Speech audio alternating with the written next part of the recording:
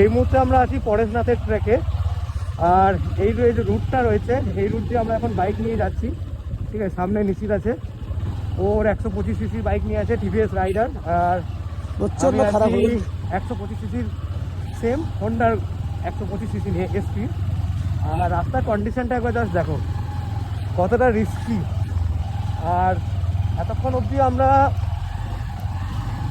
ঢালাই রাস্তা দিয়ে আসছিলাম, বাট একটা জায়গা আসার পর ডান দিকে রাস্তা নিয়ে এরকম পাথরি রাস্তা আমাদেরকে নিতে হয়েছে। কারণ কি, ওই দিকের যে রাস্তাটা আছে সেটা কিন্তু তারপর থেকে সিঁড়ি, মানে শুধুমাত্র যেসব মানুষজন আসছে তারা শুধুমাত্র কিন্তু হেঁটেই যেতে পারবে। তো যারাই গাড়ি নিয়ে উপরে ট্র্যাক করে, মানে যাওয়া আসা করেন, তারা কিন্তু এই রুটটাই তাদের জন্য রুট।